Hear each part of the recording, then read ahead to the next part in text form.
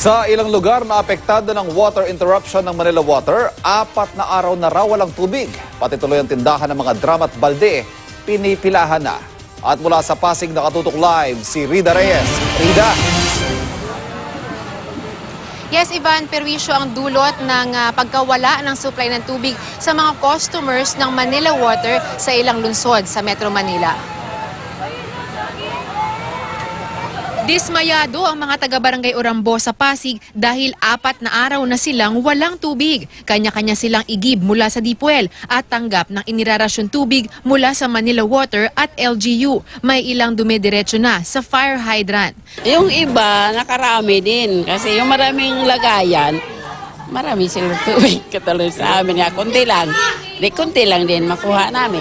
Sa Mandaluyong, namroblema rin ang mga residente kahapon nang halos mawalan na ng tulo kahit hindi sila kasama sa mga lugar na may water interruption.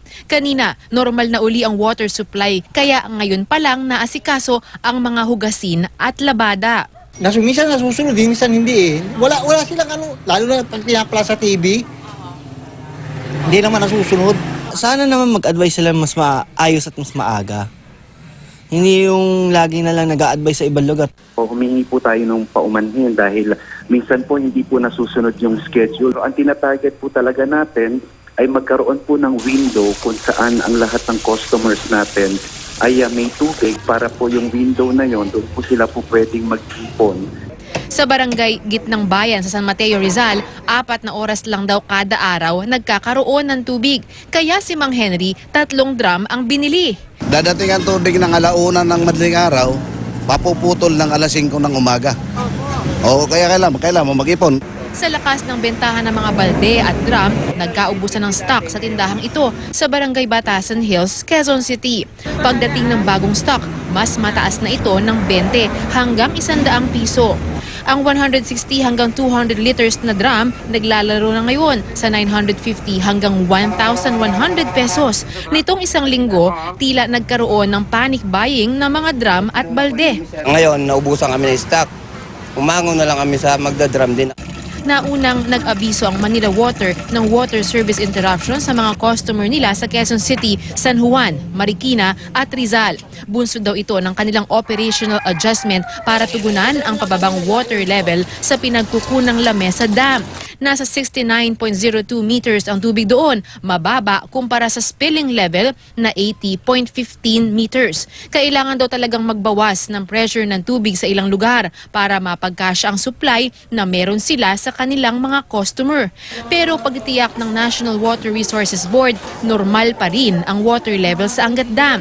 Nasa 200 meters ito ngayon, malayo pa sa critical level na 180 meters. Sa Angat Dam galing ang 90% ng water supply ng Metro Manila na pinadadaan sa mga water concessionaire na Maynilad at Manila Water.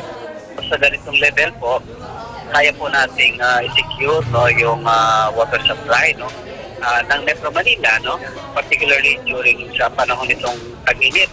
Sabi ng MWRB, mas apektado raw ang Manila Water customers dahil bagaman parehong sa Angat Dam ang source ng kanilang tubig, ang tubig daw na nakukuha sa Manila Water mula Angat Dam ay dumadaan pa sa Lamesa Dam, kung saan nasa critical level ngayon. Dumarami rin daw ang customers ng Manila Water nitong mga nakaraang taon. Ivan, payo pa rin ng Manila Water sa kanilang mga customers, ugaliin na laging magtipid ng tubig, lalo pa ngayong panahon ng tag-init. Bukod dyan ay maganda rin daw na laging makibalita sa mga abiso ng Manila Water tungkol sa mga water service interruption. Ivan.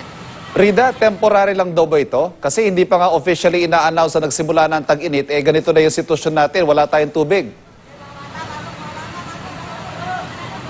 Sa ngayon kasi, Ivan, wala pang maibigay na tiyak na oras o timeline itong Manila Water tungkol dito sa kung hanggang kailan magtatagal itong kanilang service interruption. In fact, meron lang silang binigay na mga schedule pero maging yan ay hindi rin susunod dahil talagang mas marami ang demand dun sa inaasahan nila. Inaasahan nila na dahil nagsisimula pa lamang itong summer period, posible raw na magtagal pa ito hanggang sa Abril o hanggang sa Mayo. Ivan. Maraming salamat, Rida Reyes.